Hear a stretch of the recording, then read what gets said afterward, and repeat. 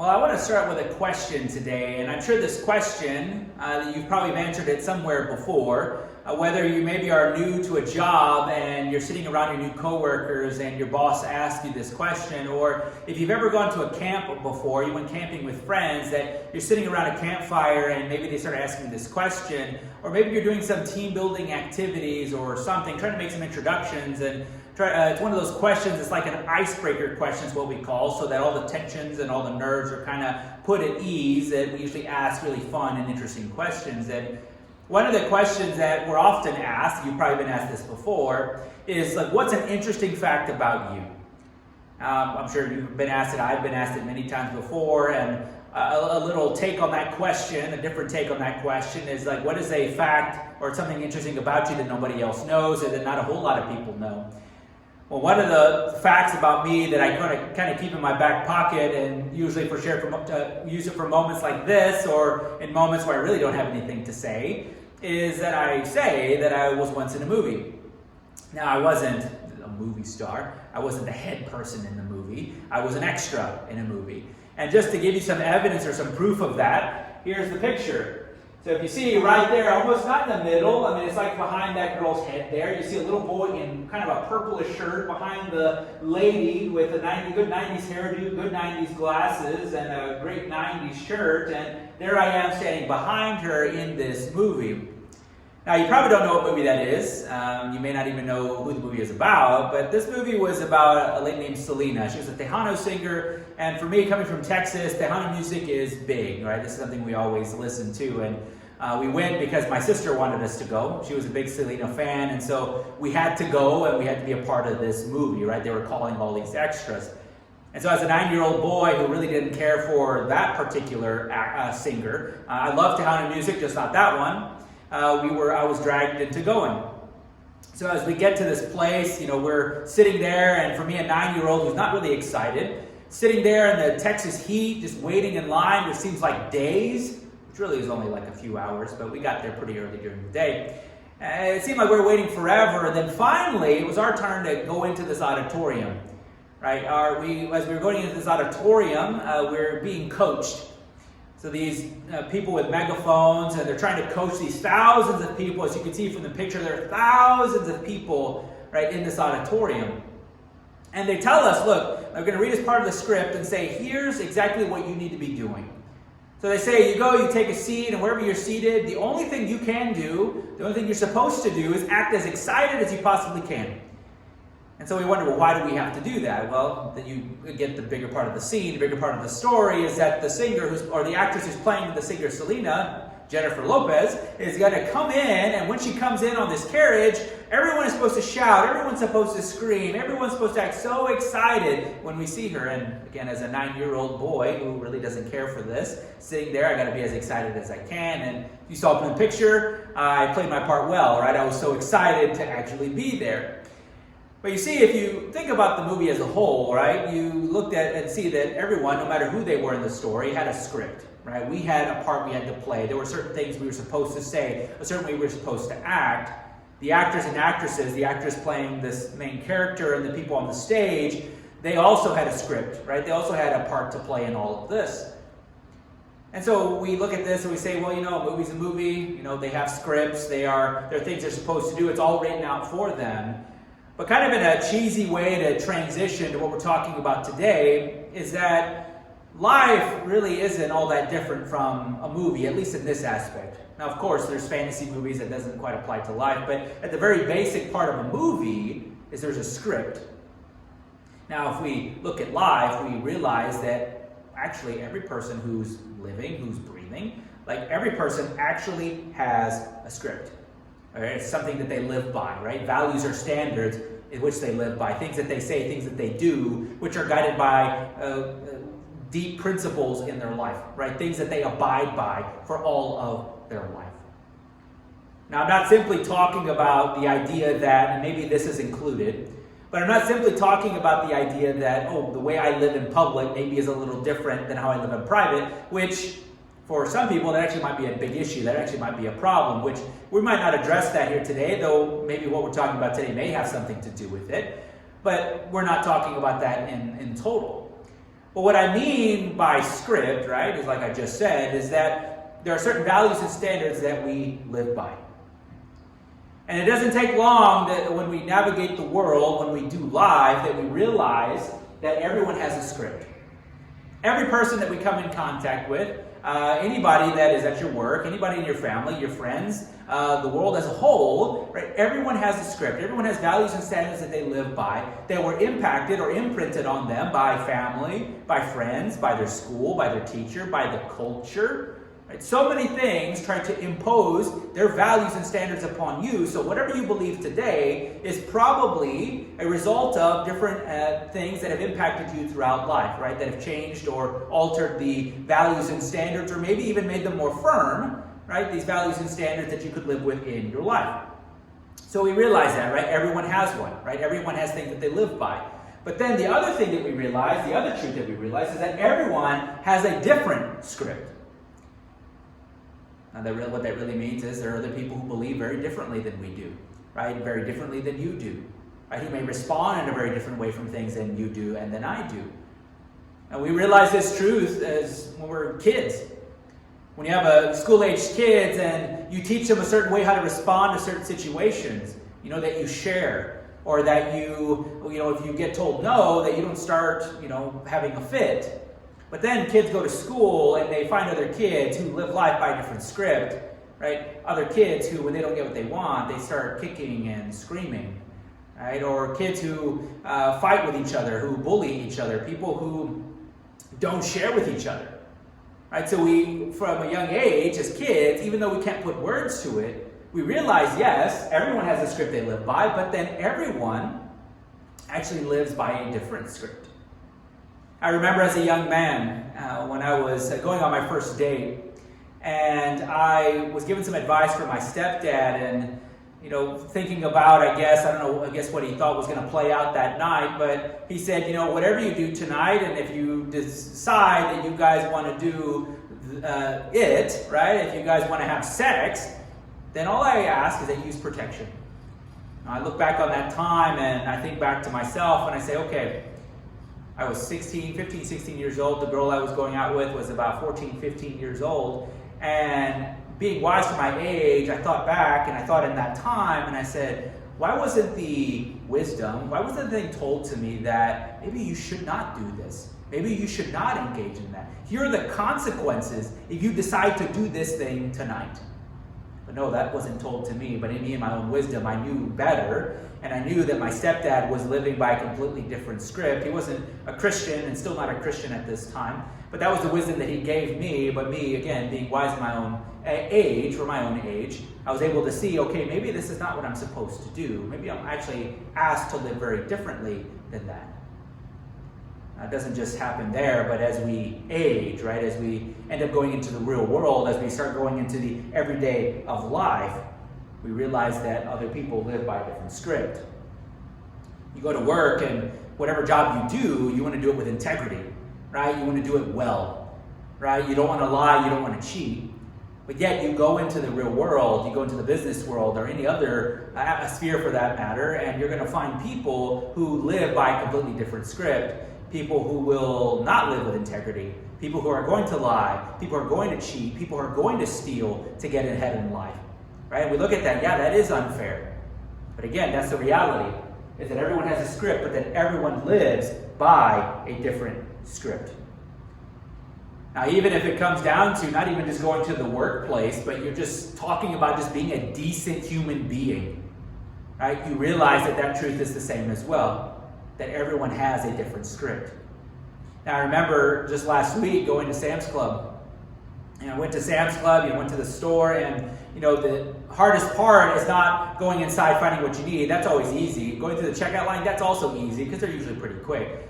The hardest part is the last part, the waiting in line to get out of the store, because the person at the exit has to look at your receipt, look at everything in your cart, scan it, and maybe scan a product or two from your cart, making sure that you got what you were supposed to, what was on your receipt, and you didn't take anything extra. And so there's this long line that's there, and as we're going through the line, everyone's been waiting and patiently waiting. And then this couple just gets out of line. They get done with their line there, and they're going to just come in and start trying to merge into the rest of the group. They're not going to get in the back of the line. And I could overhear them talking about it, how this whole idea of having to wait in line for, for someone to check our stuff is just a bunch of, as they say, BS, is what they said. And they kept talking to each other. They kept ignoring everybody else because they knew they were cutting in line. And it took everything within myself not to turn to them and say, hey, wouldn't it be nice of you to wait in line like everybody else? But then I began to think about it, and as I was already preparing for this last week, and I began to think to myself, like, look, if I said something to them, wouldn't I be playing into the same script that they are doing? Wouldn't I be living up to the same standards and values that they're living by me going ahead and saying something? Because it wasn't going to be a kind thing. It might have been a very rude thing for me to say when they themselves are being rude too. Now, I'm not saying that what they were doing was a crime, what they were doing was a sin. But what I am saying is that perhaps when you see people who are living their life, who are cutting corners in different ways, even if they're like cutting line, I think it says a lot about what's going on in their heart. It may be indicative of what's going on in the rest of their lives. But you see, I thought about that situation, and I keep thinking about it, I even think about it today, and I think, man, wouldn't I just be doing exactly what they're doing to me, but saying it really in a different way? So, one of the things we look at when we see people like that, when we look at our world in general, is that we realize that everyone has a different script. Now, we don't realize this even, we realize this even more as we bring this into faith. Because when we bring faith into it, we realize that our culture, especially here in the West and in many other cultures, that being a Christian or embracing Christianity actually comes with a host of issues. In other countries, you are going to find persecution. Here in the United States, for any Christian who says we're enduring persecution, we're not. Right? That's not what we're experiencing here in the United States. But we are experiencing some sense or general sense of hostility, right? Of opposing views to what the Christian worldview actually is. And it's no surprise that a lot of the main issues that really come to play here are, a lot of the big issues that we call, quote-unquote, big issues that we deal with. Issues like homosexuality. Whereas we as Christians are navigating the world, we're going to find that what we believe is actually countercultural to the world. Especially here in the West, what we find is that there are laws in place that are promoting and that are encouraging, that are celebrating homosexuality, while we ourselves might say, no, we believe that God has a different design for marriage, God has a different design for relationships. But yet what the culture is doing is that they are imposing their values on other people and saying, you have to, and this is a culture of quote-unquote tolerance that is then trying to impose those views. Right? If you disagree with them, they throw you under the bus, they cancel you, whatever else. Right? You have to believe what the culture says you ought to believe. And so we as Christians then face this opposition. Right? Our values are very different. But then we see it even with that whole issue of abortion, where we as Christians, we look at this and say, okay, we believe that God has a different design for life, right? He desires for life, right? For wherever it is, God is a champion for life. And so we should embrace that. Now, I'm not going to go into the whole political part of abortion, what things need to change, what God says about this and that and the other, whether a woman should or shouldn't, whether she have the choice or not. We're not going to get into that today. So, don't take anything I'm saying today as this blanket statement or blanket answer over what we need to do about that particular issue. But I bring that up to say is that our world, and especially here in the West, we are promoting laws and encouraging laws and trying to impose standards and values on people who believe otherwise. Right? That's exactly what happens. Now, that doesn't mean that we are not guilty of doing the same thing, because we ourselves as Christians have done a very bad job of, or I should say, we've done a good job of imposing our views on other people, but we've gone around it about it in a bad way. Now, I'm not saying, let me maybe step back here a little bit. I'm not saying that Christians ought to impose, but what I am saying is that the majority of the louder Christians in the United States, and maybe in the world, have at least, maybe have been successful, quote unquote, on imposing their values on other people. But you see, we try to gain influence by doing that. We try to gain influence by saying, all of you need to follow what God says. Right? We're talking to a world that does not believe in God. We're talking to a country that does not believe in God. And yet we're asking them to embrace godly values. So we've, quote unquote, done a good job of imposing because we've we're trying to do that, right? And a lot of Christians, a lot of Christian politicians are kind of going that way and maybe, quote unquote, doing the right thing to try to gain influence. But at the same time, what we have done as Christians is we've lost influence. Because the way we've gone about trying to spread sort of this idea of how God desires for marriage to be done, for abortions, for life in general, like what we're trying to say, what we're trying to promote in the world, right? We've actually gone about it the wrong way. Because what we've done is when other people disagree with us, right, we've actually belittled them. We actually turned to them and said, oh, well, whatever you believe, like that's terrible, and because that's a stupid belief, you too are a stupid person.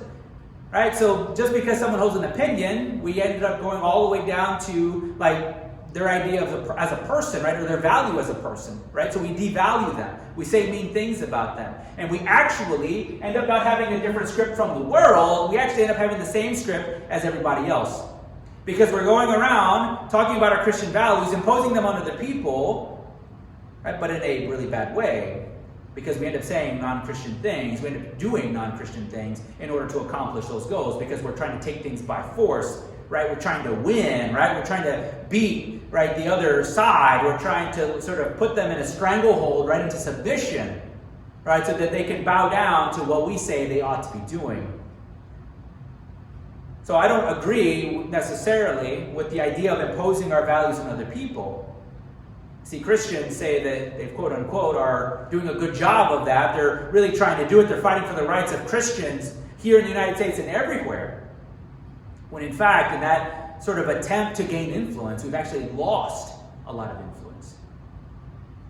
We've actually played into the game of the world, and we've embraced the script of the world. We're doing exactly what everybody else would do, how everybody else would respond. That's exactly what we're doing.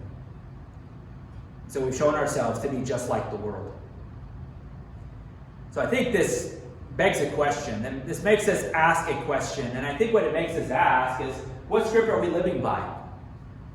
What script are you living by?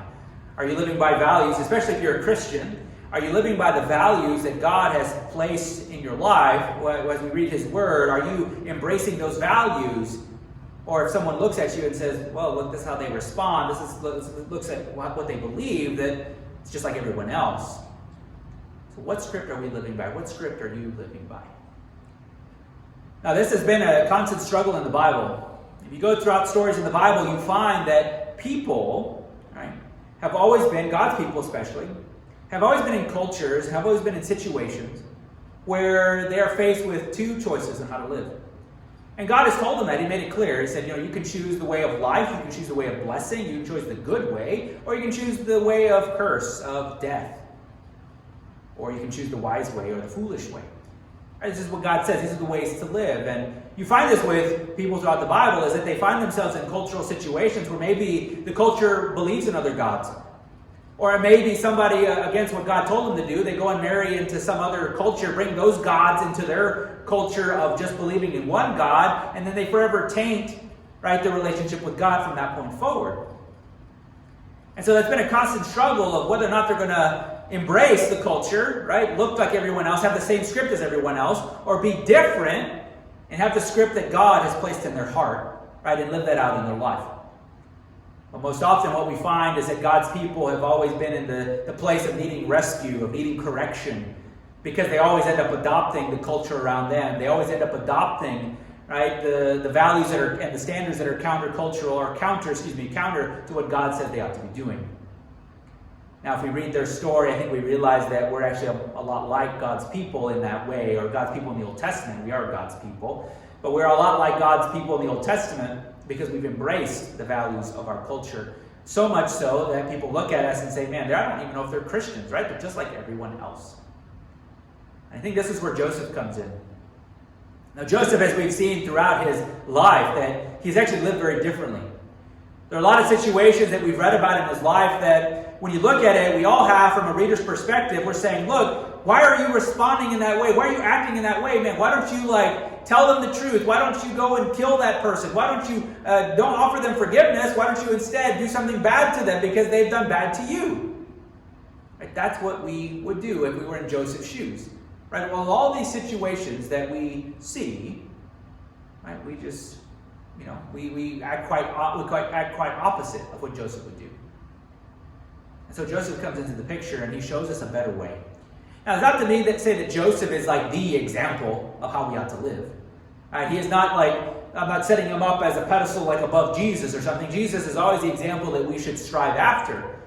But we can pull out principles from Joseph's life and see how he responded in certain situations and say, okay, he lived by a different script in a culture that was very opposed to the way he lived. And now we find ourselves as Christians in a world where, in a country where the values and standards we have are very different than the standards of the country that we're in. How are we to respond? How are we to live in light of all of that? So we're going to turn to a story. In Genesis chapter 45. So we kind of skipped 3 chapters here from 42 up to this point here. But what we know has happened so far is that Joseph has met his brothers. That was in Genesis 42. They didn't know it was him. So he met them at that point. He sees them again a second time. He does a little test with them to try to see if they were, telling the truth, and and maybe setting up a moment for him to actually extend forgiveness towards them. So all of that has happened right now. So that's why we get to 45, just to give a very brief overview of what's going on. We get to 45 when Joseph is really about to show himself to his brothers and reveal that he is the brother that they sold into slavery. Now, we're going to, as we think about it from our perspective, we say, man, if I come face to face with a person who's hurt me, how would I respond? So many of us probably have an answer for that, but what is Joseph going to do? And so here's the story. It says that Joseph could no longer control himself before all his attendants, and he cried out, "Have everyone leave my presence." So there was no one with Joseph when he made himself known to his brothers, and he wept so loudly that the Egyptians heard him, and Pharaoh's household heard about it. Joseph said to his brothers, "I am Joseph. Is my father still living?" But his brothers were not able to answer because they were terrified of his presence. And again, we wonder, why did it take Joseph, so 42, 43, and 44, there's a lot of time that happens in there. So why did it take him so long to actually just tell them who he was? Well, there's a lot that happens in the story before, and as I briefly just shared, right, there's a moment there where it seems like Joseph tries to test his brothers to see if they maybe were ready to enter this relationship again, if they were ready to, at least in my opinion, to trust again, to have forgiveness extended to them, right, and mercy extended to them. So that happens all in those chapters there, and I think maybe for Joseph, he's maybe waiting, maybe kind of saying, am I going to be able to trust them again? And so it goes on. Then Joseph said to his brothers, "Come close to me." When they had done so, he said, "I am your brother Joseph, the one you sold into Egypt. And now, do not be distressed and do not be angry for yourselves for selling me here." Now think about that. We're in the presence of people who hurt us. We're in a position of power. We're in a position of influence. Right? We have the upper hand. What are we going to do? We find ourselves in that situation. I bet many of us, I think deep down, would want to do something back to them. Many of us have been hurt by very traumatic things in the past. And Joseph, he was sold into slavery by his own brothers. And if we're faced with that person who hurt us, my guess is especially if we're in a place of power, we're going to do something bad to them. We're going to return evil for evil. Joseph's position, second in command over Egypt, he could have just had them all killed and nobody would ask any questions. Right? He could have done something really malicious to them. Nobody would have thought of anything else here. They wouldn't have questioned. They would have been curious about anything. They would just carried on just like every other official in that time. But no, what does Joseph tell them? He says, "Look, do not be distressed and do not be angry for yourselves for selling me here." Because he has a different perspective. And he says, because it was to save lives that God sent me ahead of you. For 2 years now, there's been famine in the land. And for the next 5 years, there will be no plowing and reaping. But God sent me ahead of you to preserve for you a remnant on earth and to save your lives by a great deliverance. Again, he goes even more. Right? He takes this a step further.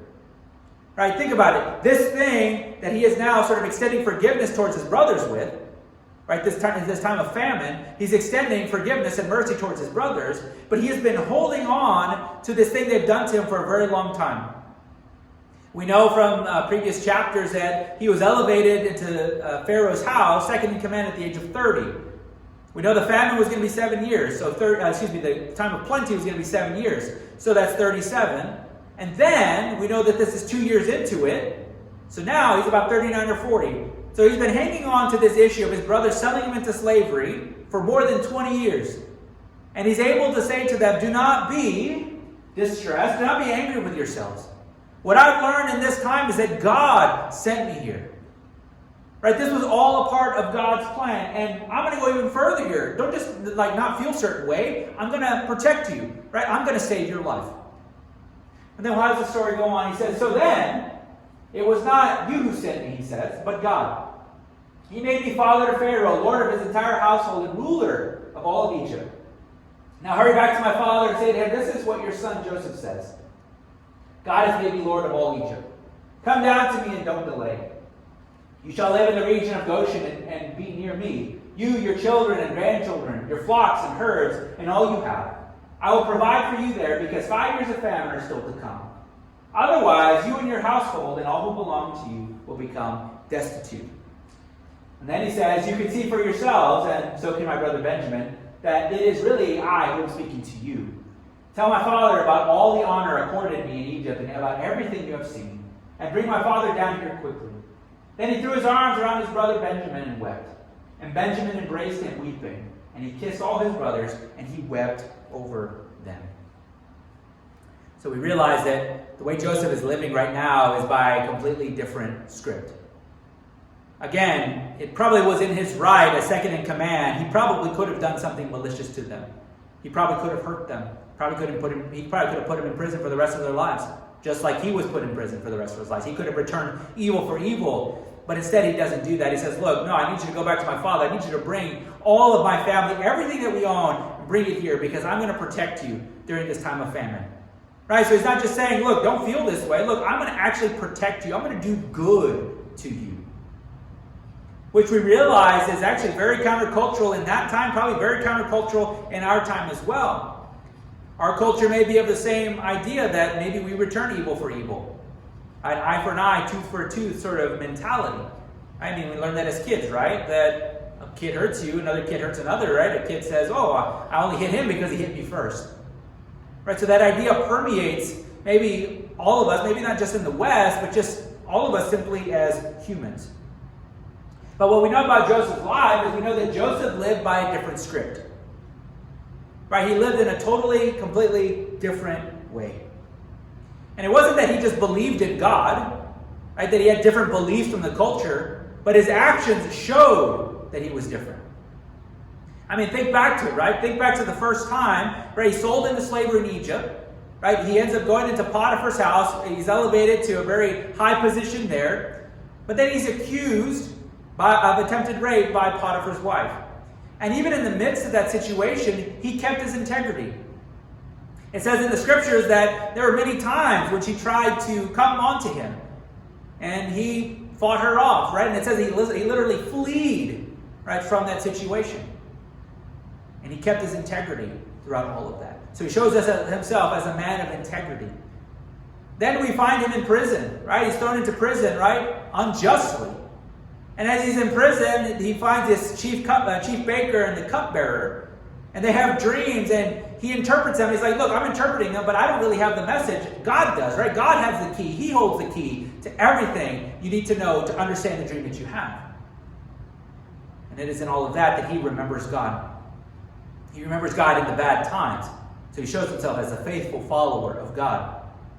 But then even when he's elevated to Pharaoh's household, right, in all of Egypt, when he interprets Pharaoh's dreams, even in the good times we know and we learn that he remembers God as well. That even though when his name's changed into an Egyptian name, that he names his kid Hebrew names, remembering all God has done throughout all of his suffering, and that he's actually made him fruitful, right, through all of it. So we see, look, he's been a man of integrity. He's been a man that has shown himself as faithful to God. And we know, like, when we get to the end of his life, so there's a lot more that happens between 45 and 50. A lot of, like, sort of family things that occur. But we get closer to the end of his life, and we find that at this point that Jacob, their father, is dying, or he's died. And his brothers are probably a little bit scared, because I think they felt like Jacob was sort of the one keeping Joseph at bay from maybe just killing them, right, or hurting them. And so Joseph reassures them But then what does he say about this whole situation? Everything that's gone on. He says, you intended to harm me, but God intended it for good, to accomplish what is now being done, the saving of many lives. So he says all of this to reassure them that, look, you didn't do anything wrong. Right? And even if you did, if you intended to harm me, God made good come out of that situation.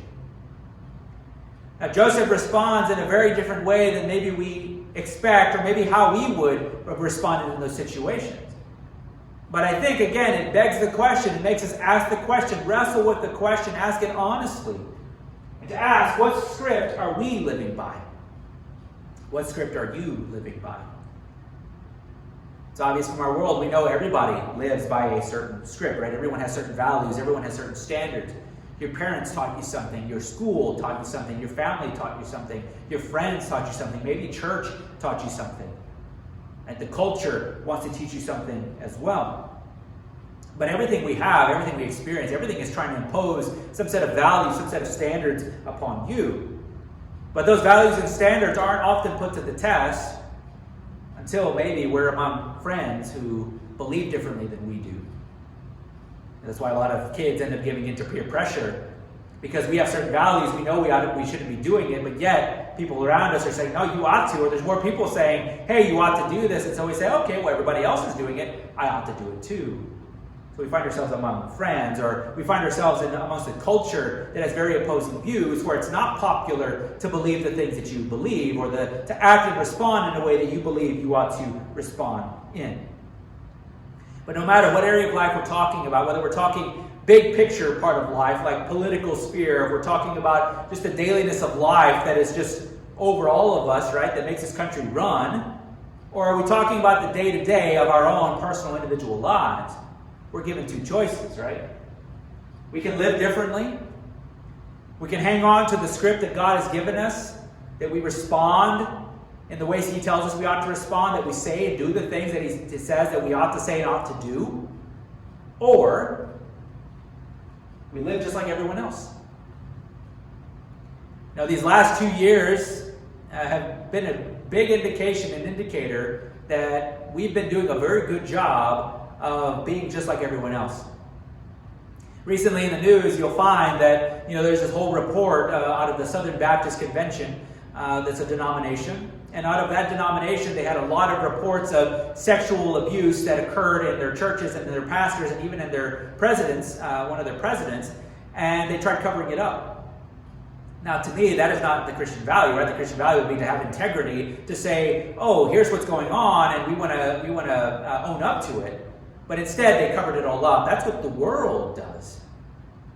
Or you find pastors who are falling all the time because they had an affair, or they had some sexual abuse that was when they were a much younger pastor with somebody who was maybe 20 years younger than they were at that time, a minor. They try to hide it, they try to cover it up. That's the way of the world, right? That's the way the world works. That's what the world does. So we haven't been showing ourselves to be very different. When it came to the political sphere, or when it came to the election in 2020, when it came to COVID, Christians were like on the front lines, and this is not to start a fight, this isn't to make anybody angry, but Christians were the first ones to give in to conspiracy theories that many times have been debunked. And that's not to say that countries aren't likely to do bad things to their people. That's what history has shown us, that dictators will do that to their own people. I'm not saying that's what we have, but that's what dictators in other parts of the world, they were able to get away with a whole lot of things. But yet, we as Christians here in the West, we embraced a lot of conspiracy theories of different election things or different COVID things, or maybe during all the race sort of talk and race riots that were going on over the last year or two, that we thought, well, maybe this is just distracting from other things, bigger things that are going on. So we always made it political. We always made things about, like, oh, well, this person is trying to cover up for this, or this person is trying to distract you from this, or these people are trying to force you to do this. And so we as Christians were the first people to do that. And so we actually showed ourselves to be much like the world. Because the way we went about it is we ended up belittling other people because, well, they have a different opinion than us. We didn't just say, oh, your opinion doesn't make sense. We say, no, you are a stupid person. And I use that language. I mean, that's not a bad word. But I use that language because that's basically what we've done. As Christians, we look to that other people on the other side of the aisle. Oh, you believe differently than I do. Well, your idea is dumb and you're stupid. Right? We devalued the person. But it's also not just big picture. I mean, as Christians in our everyday life, I mean, we're people who harbor unforgiveness, just like the world does, instead of embracing forgiveness and extending that to other people. Where we enjoy gossiping, we enjoy lying, we enjoy cheating, we enjoy stealing. That's the way of the world. And we have shown ourselves to be of the same script, to be living the very same way. And we as Christians live life without God. When we come to church on Sunday or you go to a Bible study, you say, okay, that's all I need. I don't need to worry about God the rest of my life. But that's just like everyone else. You might as well just say, you know what, I'm just going to throw the script away that God's given me and I'm going to live just like the world is living.